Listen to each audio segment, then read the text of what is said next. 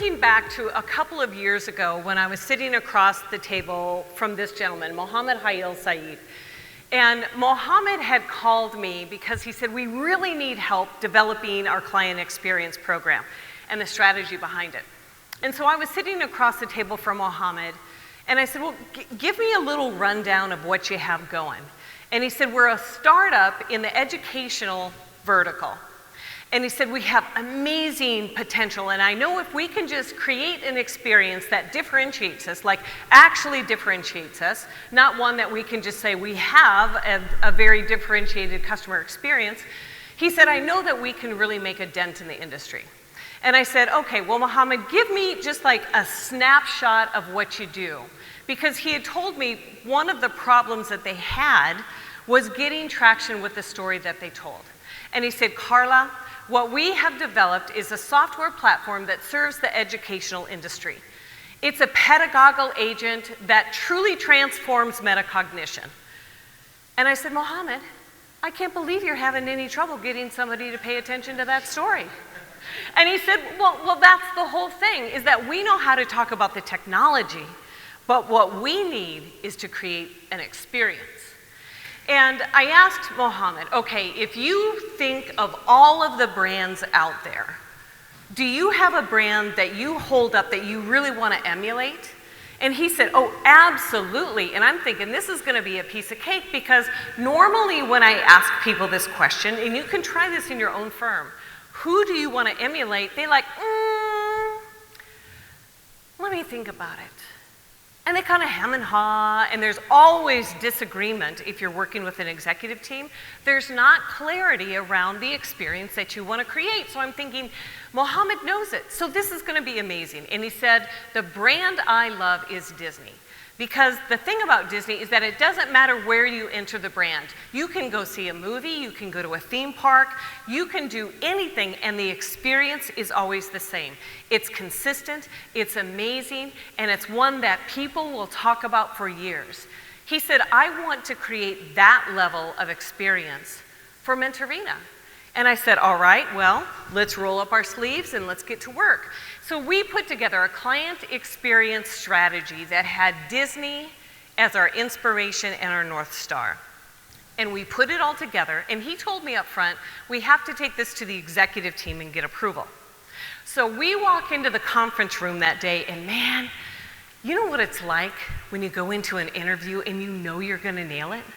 Like you're excited, you can already see the outcome, and that's how Mohammed and I felt. So he stands up at the front of the boardroom table, and he's looking at the other executives, and he looks at me, I'm sitting back along the wall in the corner, and he kind of gives me one of these like, awesome. And I give him one of those like secret high fives, like I know we've got this. And he goes through his presentation, and he lays it all out, and then he wraps it up. And he says, what do you think? Will you fund this for me? And I watched the look on the 4 executives, and it was like magic.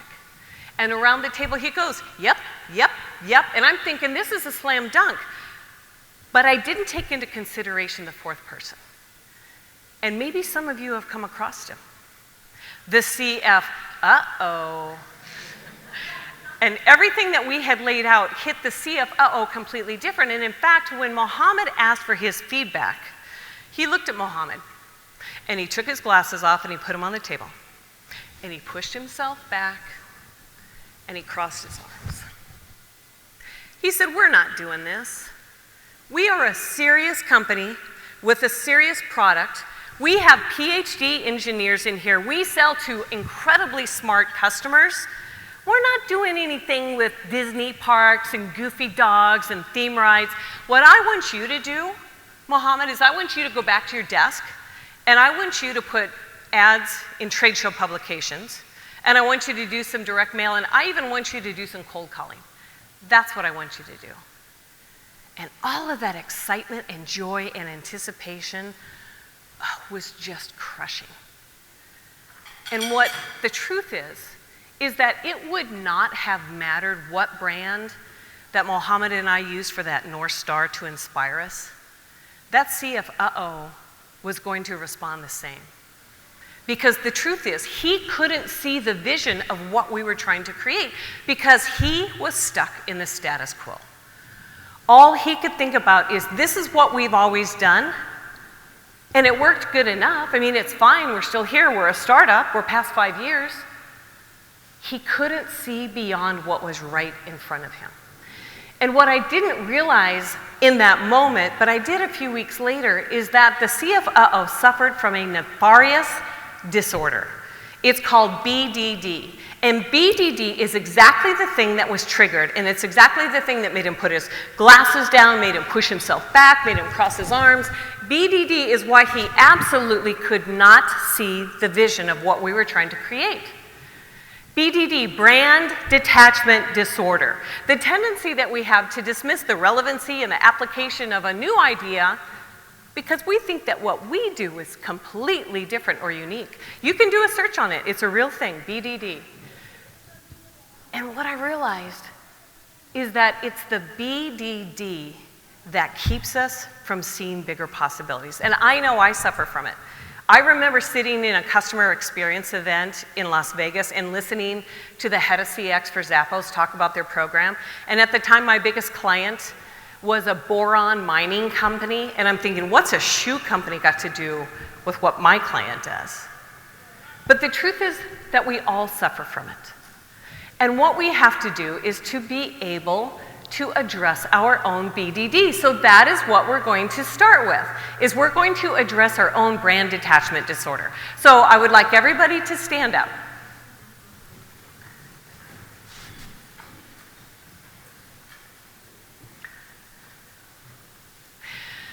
Now, when I say go, I want you to turn to somebody on one side of you. And I want you to say out loud, I have brand detachment disorder. And then when you're done, I want you to raise your hand. All right, go. Oh, it's music to my ears. I bet you all feel better already. But now what we want to do is take the next step. Turn to somebody on the other side of you, and I want you to share the name of a brand or maybe a celebrity, whoever it is, that you are sick and tired of hearing about because they're the creative ones. They're the innovative ones. They always have the great ideas. And then when you're done, raise your hand, okay? Go.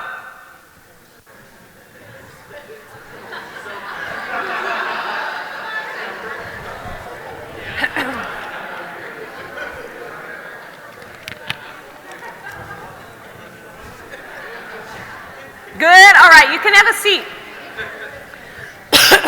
What are some of the brands that you're sick and tired of hearing about?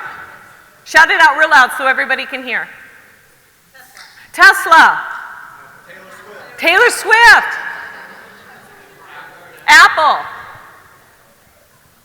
What else? Just 3 brands? Kansas City Chiefs, you know. It is so interesting how much I've heard that one come up this year. Kansas City Chiefs.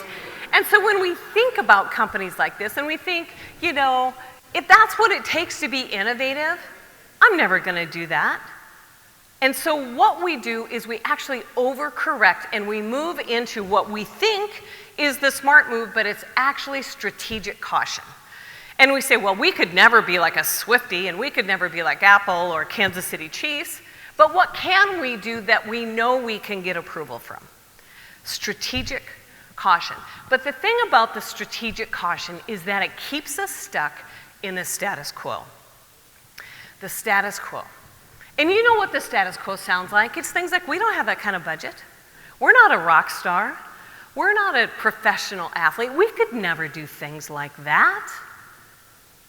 And the truth is, we have the world changing so fast around us that we can't afford to stay thinking in the status quo.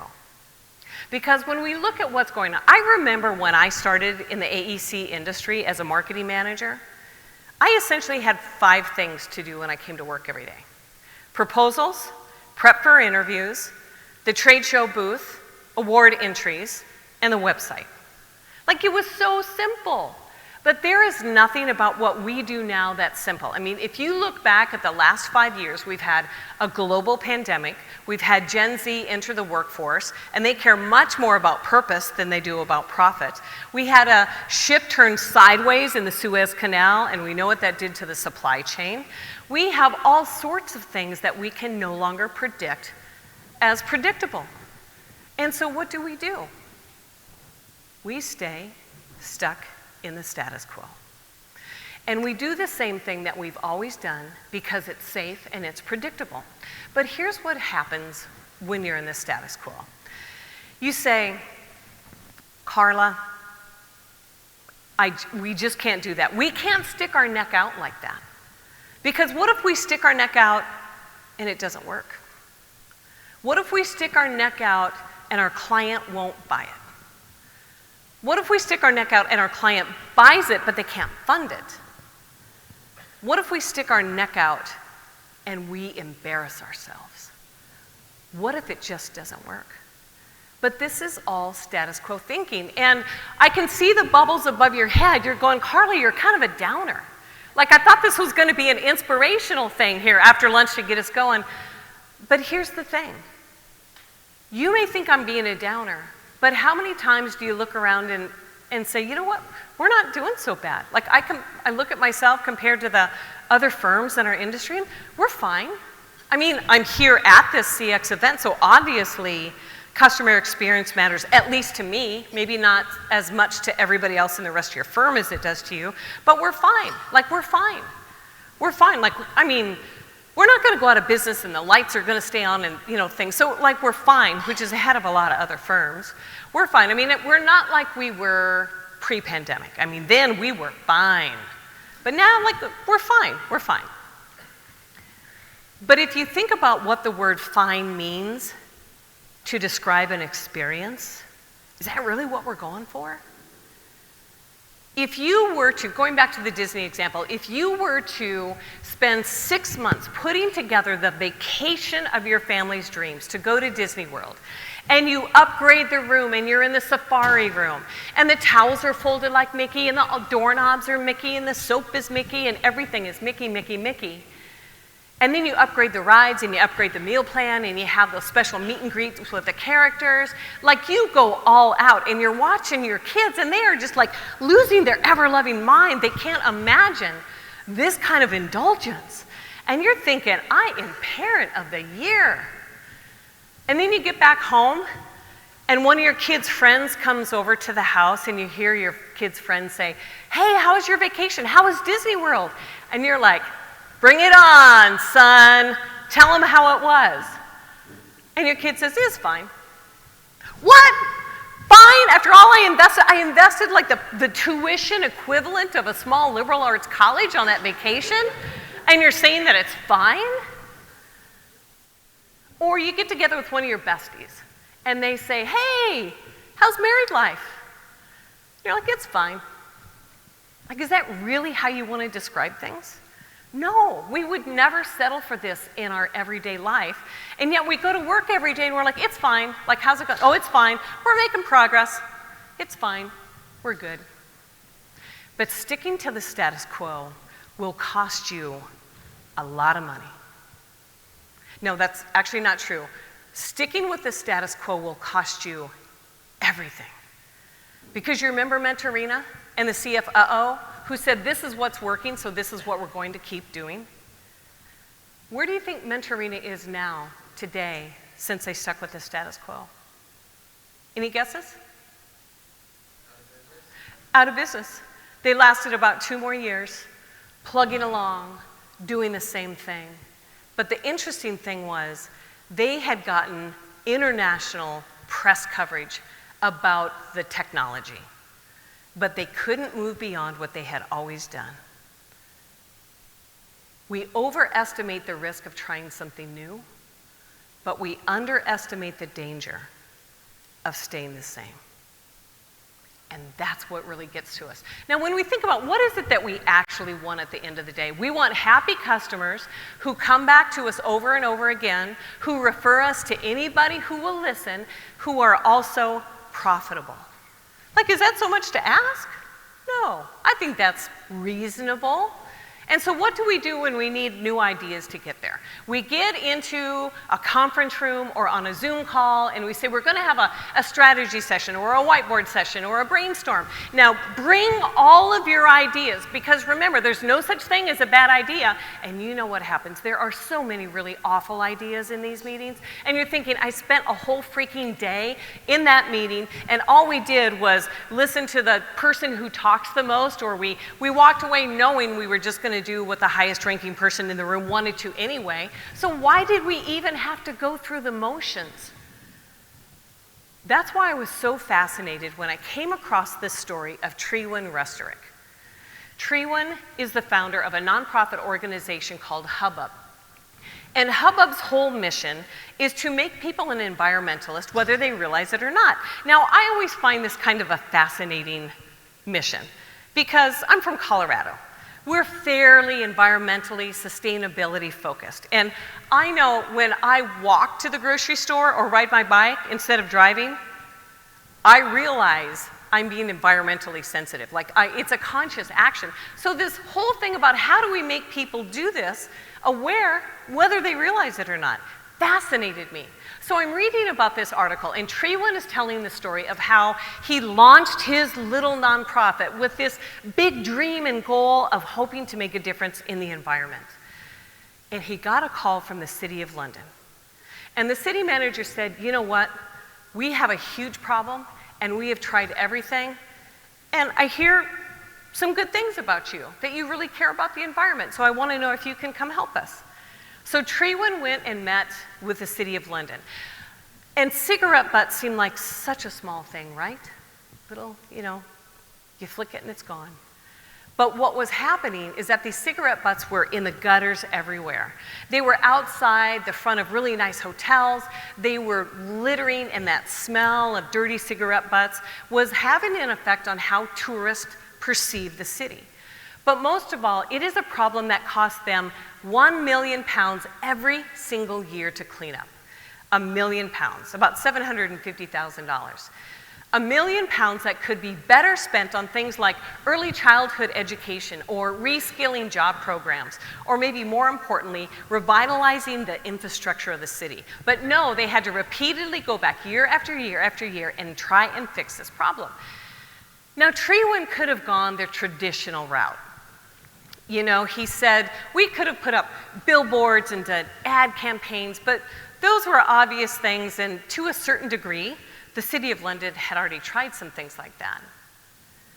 And so he started to think, and he said, when it comes to changing people's behavior, the typical process that we go through is we try to make them either feel ashamed of doing something that they shouldn't, like you shouldn't smoke at all, do you know what that does to your health, and here's all the statistics to prove our point. Or make them feel obligated to do something, like, okay, well, if you're gonna smoke, at least clean up after yourself. Like, don't make this a problem that financially affects everybody. But Trewin thought differently. And Trewin started to look around, and he started to pay attention to some things in the world that he didn't normally pay attention to. And one Saturday night, imagine this, Saturday night in London, he found himself in a pub. And he's watching and just observing all the people around him. And he said, it's really fascinating.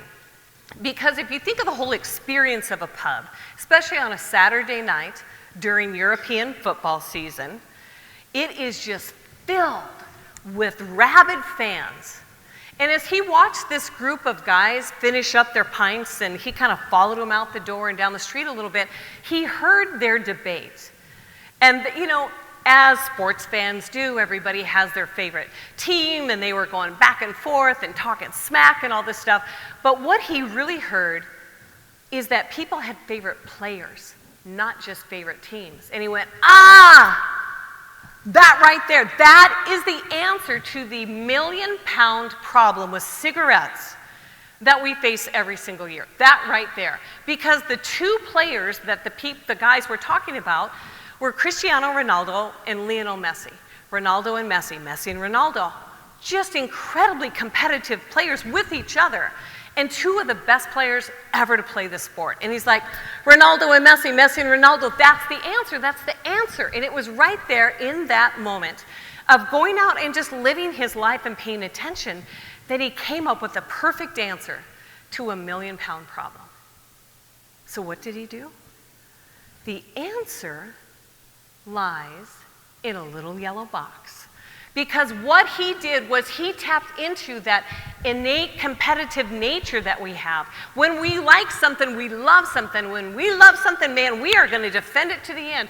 Who's the better player, Ronaldo or Messi? Vote with your butt. And so now all of a sudden, people really got their butts behind what they believed, and they're using it as currency.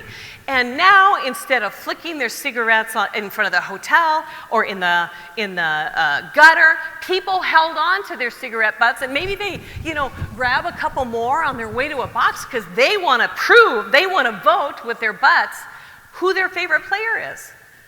Now, what really caught my eye about this is that this isn't just a one-time idea. This is an idea that's relatable and transcribes to other situations. Other situations where we as humans feel so competitive and passionate about our opinions. Things like, does pineapple belong on pizza? Vote with your butt. Which came first, the chicken or the egg? I don't know, vote with your butt.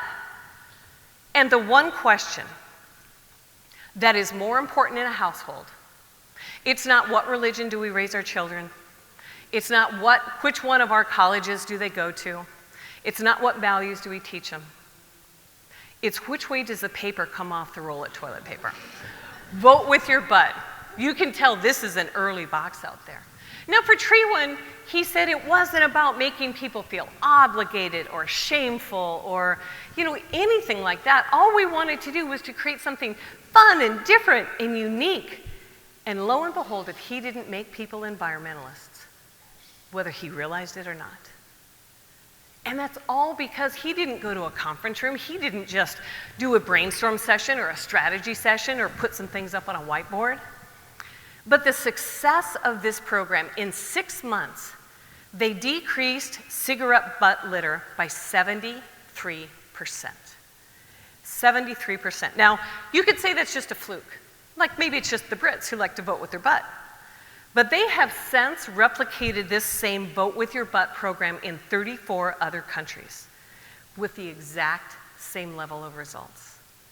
It's an idea that we can't get out of our heads, and it wasn't an idea that came from the traditional places that we look. And so this sent me down a rabbit hole, and I'm thinking, is the way that Trewen thinks something that all of us can learn to do? And I spent time working with the masters in innovation and Six Sigma and design thinking. And I worked with them and I studied them and I trialed and errored some things on my own clients. It all worked out all right, so I'm okay with a little testing. And what I developed is something called the Wheel of Innovation. It's a 5-step process that teaches any person at any level of an organization how to consistently come up with great ideas that have an extraordinary outcome. And this is all detailed in your book that's in your giveaway bag. That's what the book is about.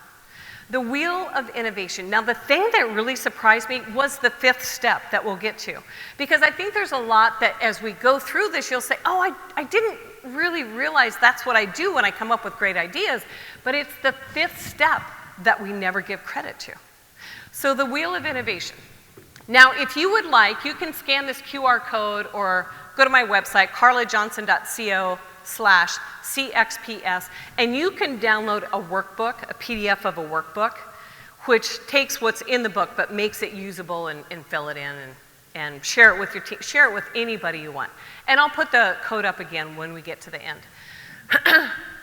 So step number 1, and it's a little bit about what Eric and Ryan have hinted at a little bit this morning, and Michelle too, is we have to be more observant. Because highly, highly innovative people are highly, highly observant people.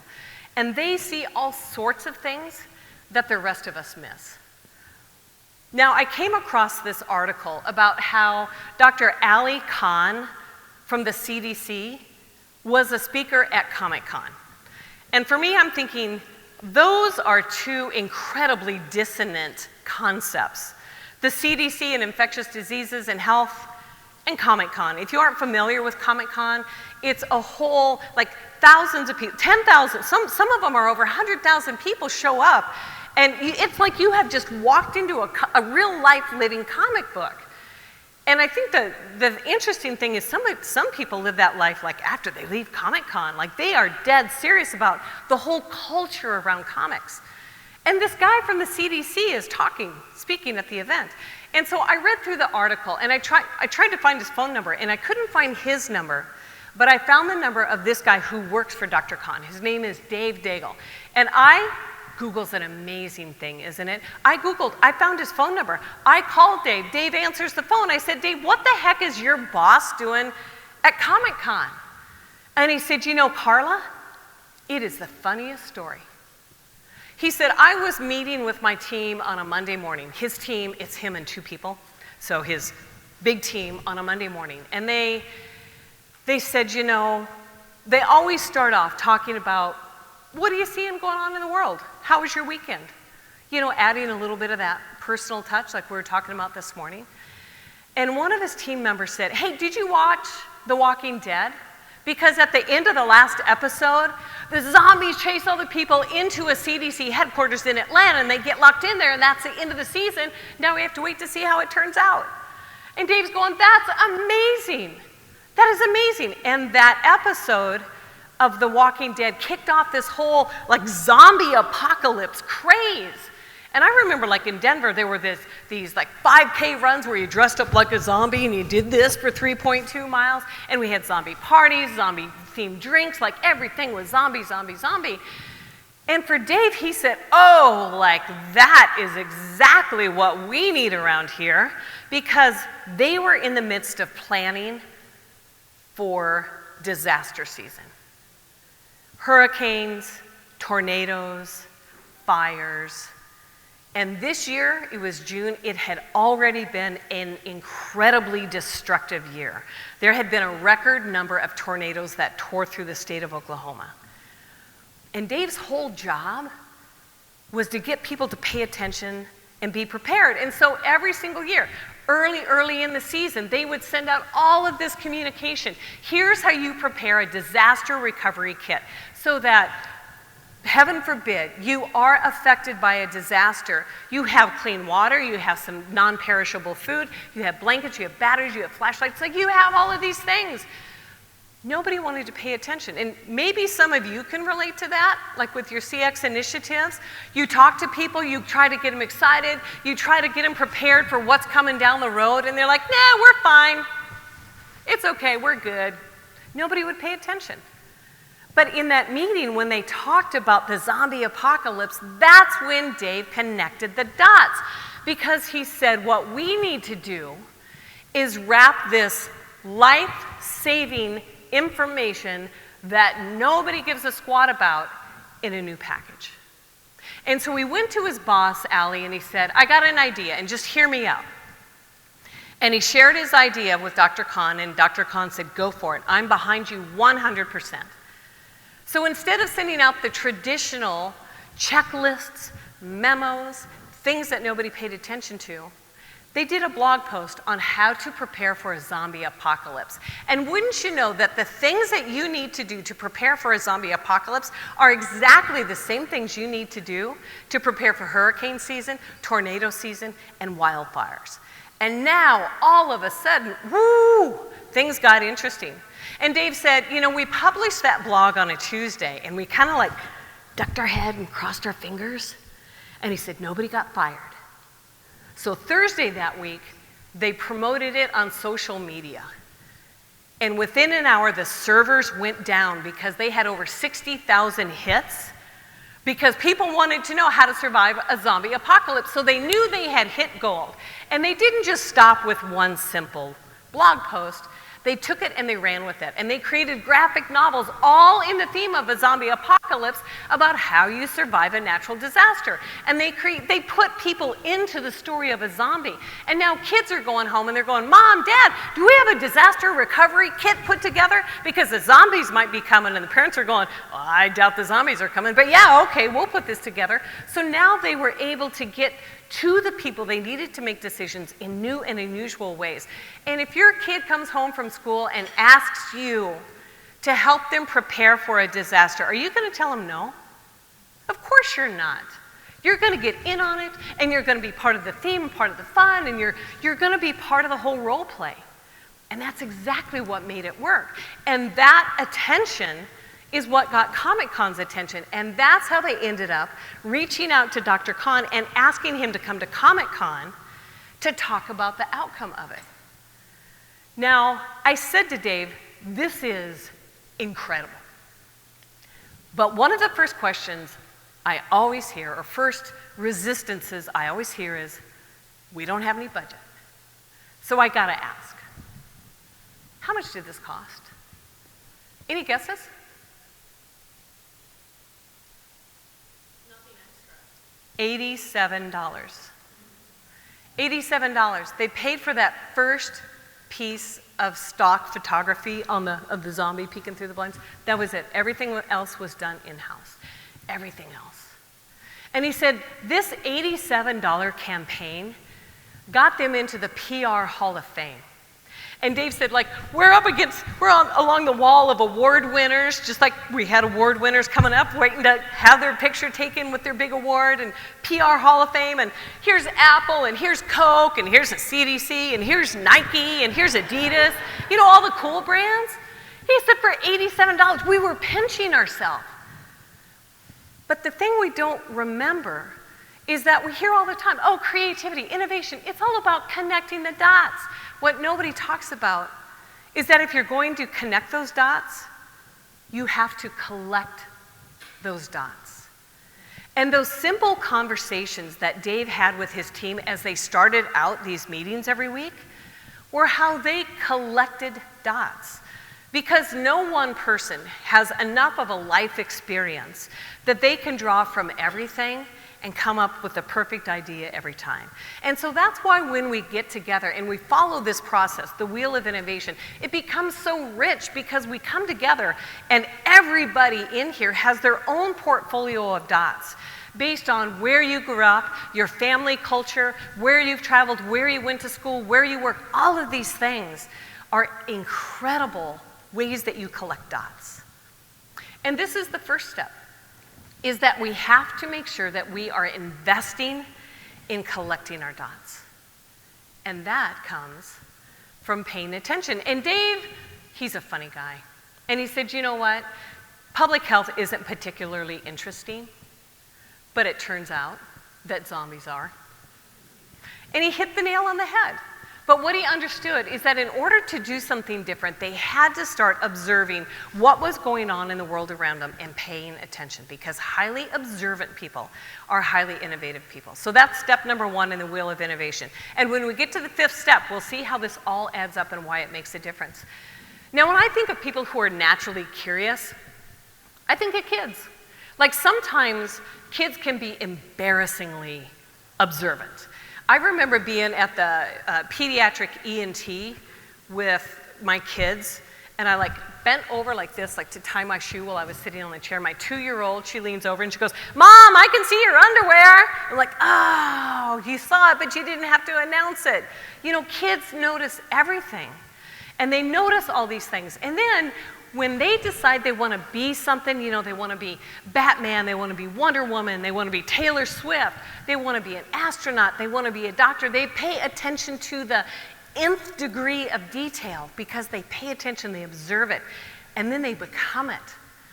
And I think about when kids are little and they have these dreams of what life will be like. Maybe as parents we have a little bit of a dream of what it will be like if they become Taylor Swift or Kansas City Chief, and maybe we can retire early. But when we think about that dream, sometimes that dream can turn into a nightmare. And I know that was what happened for me, because before each of my kids turned 3, They hadn't told me they wanted to be doctors, but I had to hand them over to a pediatric doctor for surgery. And it's this complete loss of control as a parent. And when you think about the experience, all I could think was, I need you to pay attention to every single beep, every single wire, every single breath. Because what most people don't know is that pediatric surgery is one of the most high-risk processes that there is.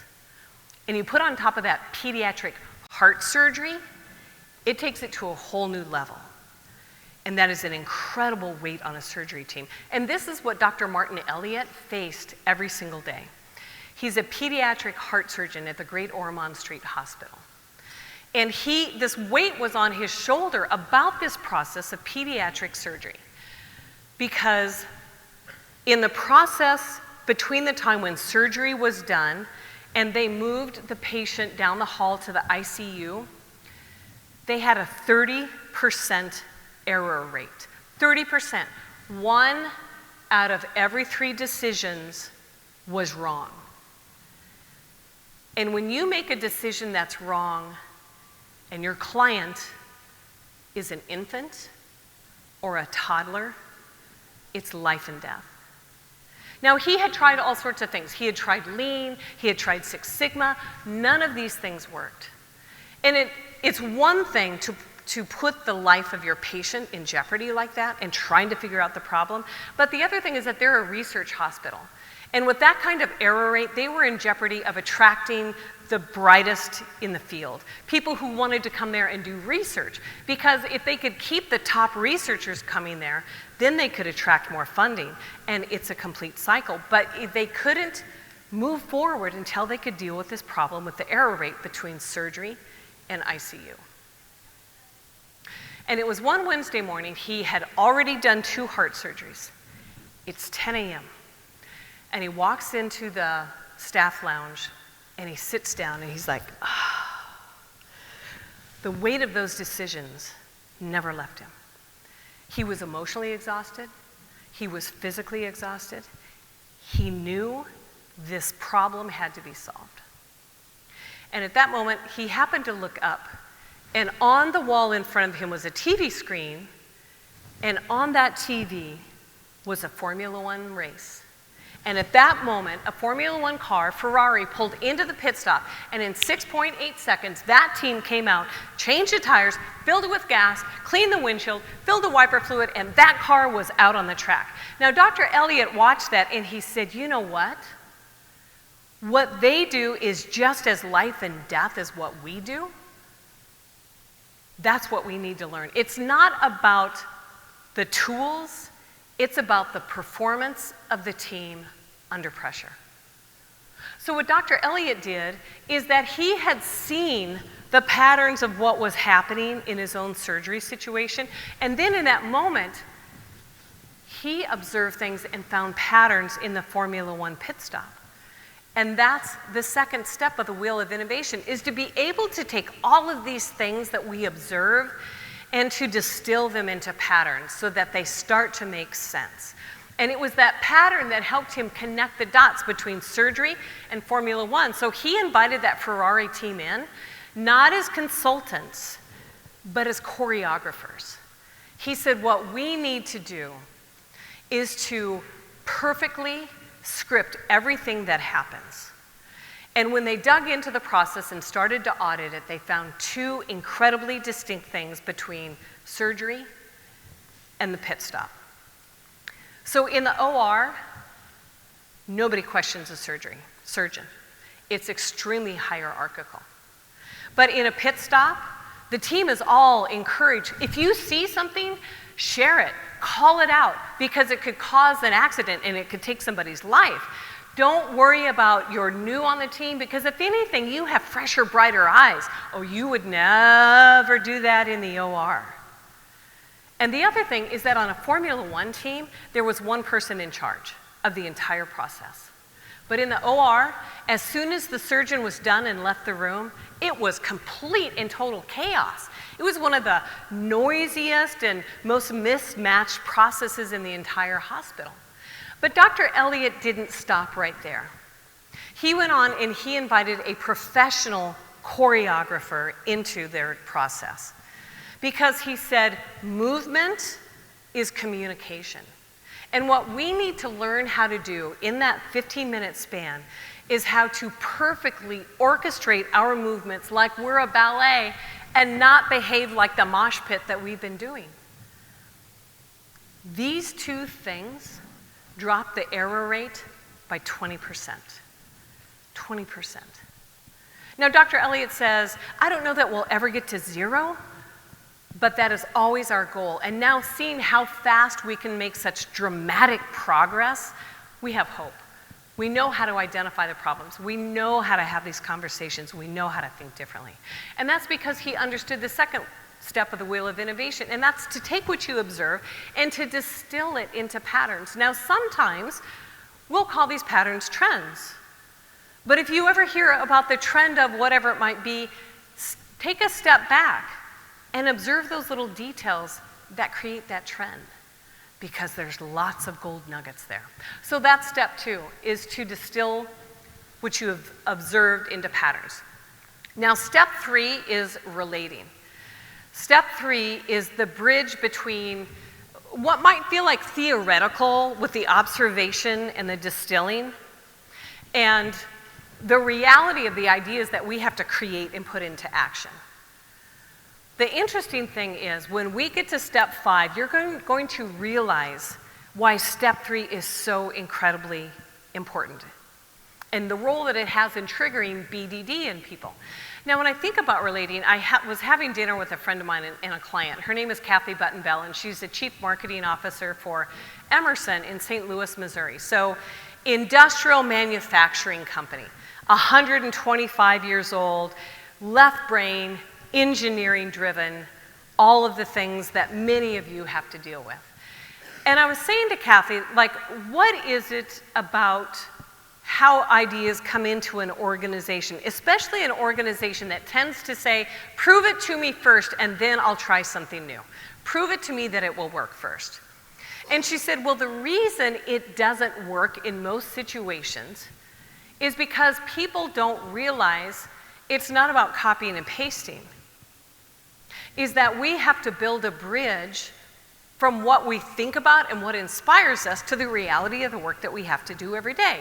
And I said, well, like, how does this work in your world? And she said, well, let me show you. Let me show you a video, and I will show you how something completely random has driven one of the most successful employee experience programs we've ever done. And this is the video she showed me. Oop, there we go, Kathy. So this is the video that she showed me.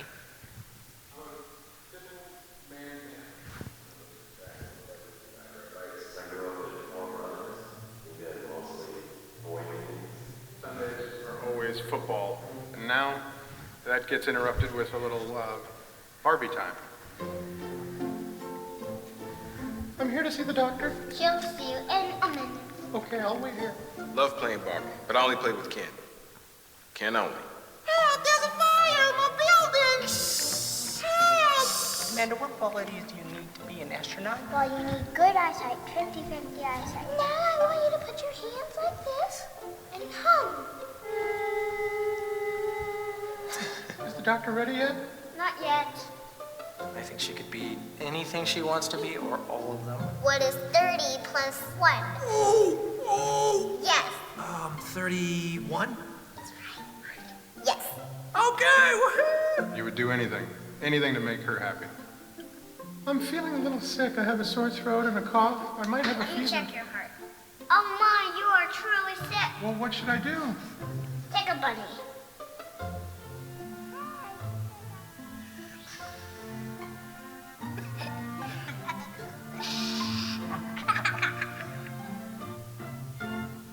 Aww.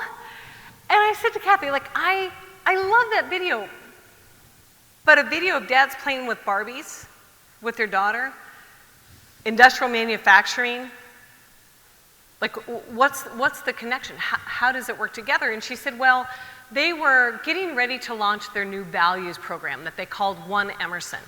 And she said, typically what we do, the status quo thing, is that we get a conference room set up and we get a video team in and we have the executives sit down and we take a video of them, usually in their company, usually a man 50 or 60 years old, who's talking about the values and how it matters to the company and how it's going to drive the strategy going forward. She said, nobody cares about that. Because the people that they're trying to recruit are graduate engineers, and they were struggling to get graduate engineers to want to come to a company in St. Louis, Missouri that's 125 years old, that works on pneumatic tubes and offshore oil rigs and things like that. No, they didn't want to go there. They wanted to go to Google, and they wanted to go to Netflix, and they wanted to go to Apple. And so there was this incredible talent drought that they were dealing with. And she said, if we're going to attract talent that looks different and thinks different and wants different things, then we have to show up differently.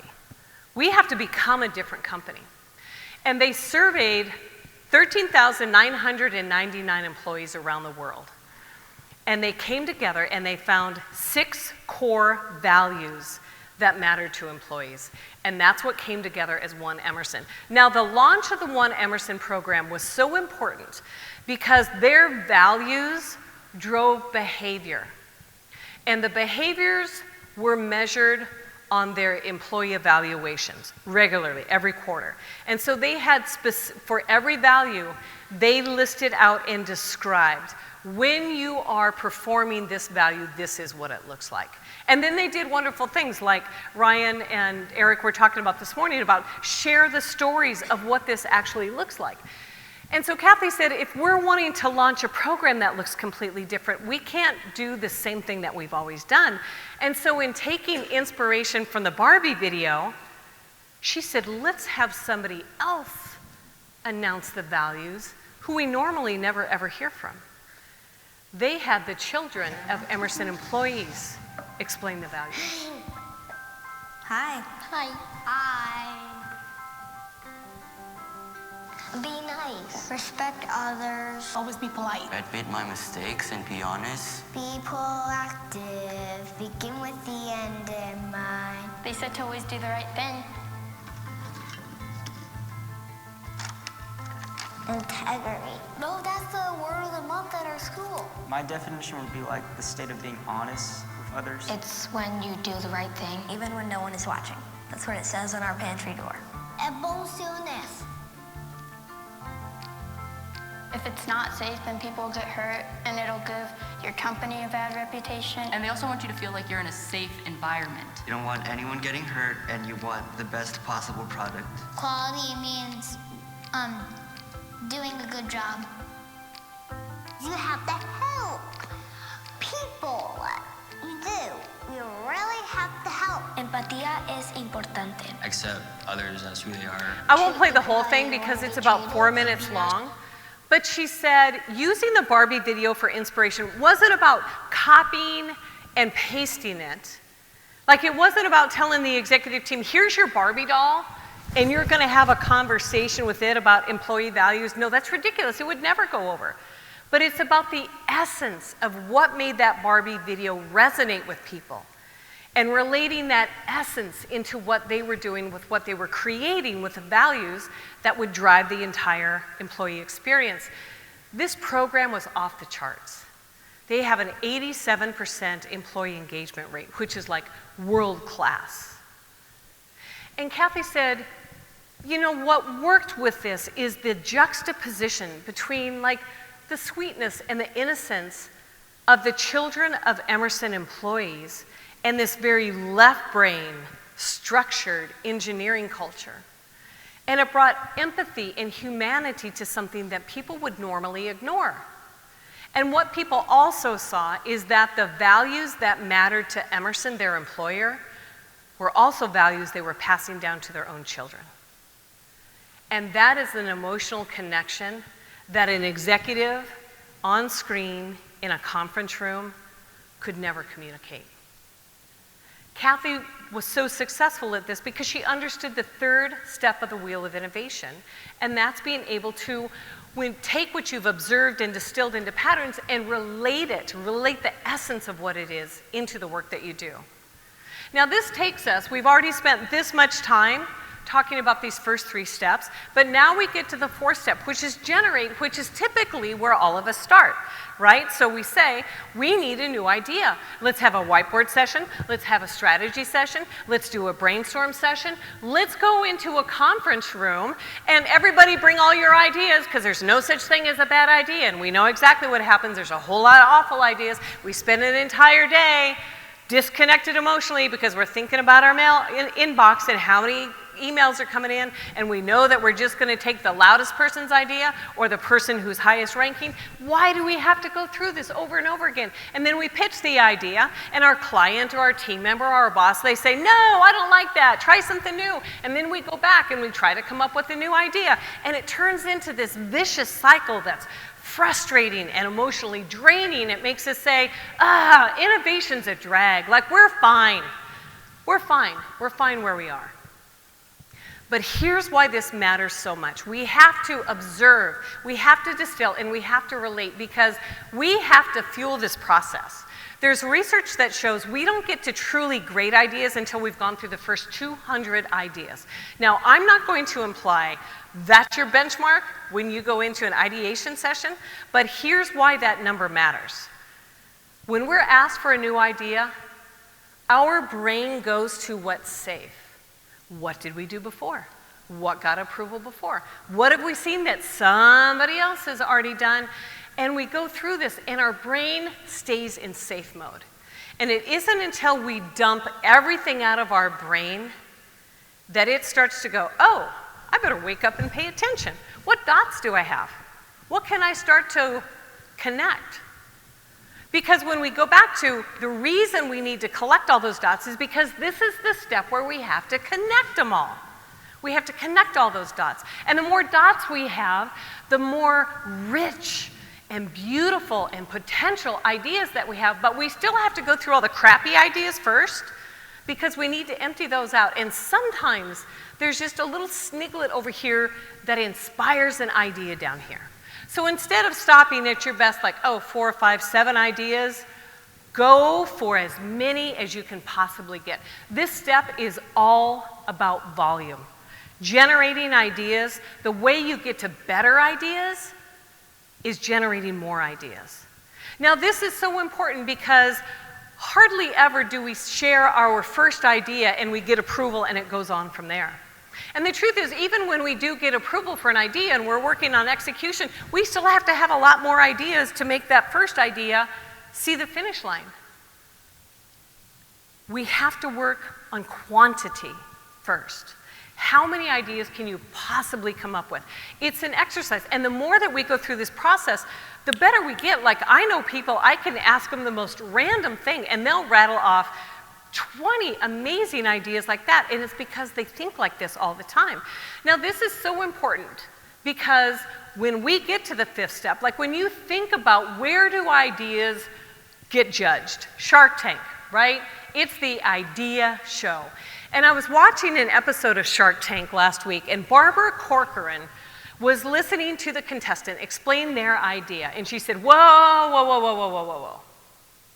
I gotta tell you, I don't even care what the product is because your pitch is so awful that I'm out. And that's the 5th step, is pitching your idea. And so many times, unless we're doing a client presentation, we're like, oh yeah, we got the idea, and then it's like, hey, what do you think of this? Like, we don't really take people on a journey of where the idea came from. And that's the whole idea about pitching an idea, is that we have to tell the story of the journey of our idea. There's researchers who went back through all of the episodes of all of the seasons of Shark Tank, and they found the #1 trait of winners on the show. It's that they had a clear, sharp, and efficient pitch. People could see the vision of that idea, and better yet, they could see themselves in it. The truth is, bad pitches kill great ideas. And so when we look at all of this, this is the 5th step. And the beautiful part about the wheel of innovation is that by the time you get to the 5th step, you've already put your pitch together. Because you've already observed it, you've already distilled it into patterns, you've already connected and related it to your work, which is how you generated your idea that you're now sharing. The work's already done. And this is what I didn't get, is that when you're not able to pitch properly, it triggers BDD. So when I didn't know how to relate the inspiration of Disney into Mentorina and their pedagogical agents and metacognition, it triggered brand detachment disorder in the CFO. And that's why he put his glasses down and pushed himself away and he crossed his arms and he says, we're not doing this. This is all a process. It's a story-driven experience. The wheel of innovation is how the most successful innovators in the world all consistently come up with extraordinary ideas that deliver bottom-line impact. But the wheel of innovation isn't just a process. It's a permission slip. It gives you permission to quit living in strategic caution, to quit settling for fine. Because fine is so safe until that one day it isn't. And fine is so easy until you realize you lost your biggest client. And fine is comfortable until you wake up and you realize that you're irrelevant. The status quo will cost you every single time. And the truth is, you don't need a bigger budget, and you don't need different conditions, and you don't need somebody else to tell you that it's okay. All you need is one thing. You need to decide. You need to decide that you're going to stop living in the world of fine. You need to decide that you're going to be the one who's going to create whatever's next. Decide to collect those dots that nobody else sees and decide to connect them in ways that nobody else can. Because the world doesn't belong to people who wait for permission. The world belongs to people brave enough to move their big, bold ideas forward. And now we're spending all of this time together these few days talking about creating the experience, having the excursions. We're going to have a 2-hour facilitation tomorrow about how you can ingrain this thinking inside of you and inside of your firm. But next week, when you're back in the office, and you're going to hear that little voice in your head saying to you, we're fine. I want you to hear my voice instead. Fine is the biggest, most expensive lie you can ever tell yourself. And then I want you to go out into this big, beautiful world we live in, and I want you to start to collect those dots. And I want you to start that wheel, and I want you to pitch your idea with all the passion and conviction of a 5-year-old in a Batman costume. Because every single one of you here is an experience creator. You were not hired to maintain the status quo. You were called to deliver something extraordinary. And that takes daring, and it takes imagination. The world doesn't change itself. People like you change it. People like you who refuse to settle for fine. I'm Carla Johnson. Thank you very much. If you want to download the worksheet, if you didn't catch that before, here's the QR code. Ryan, thank you so much for inviting me.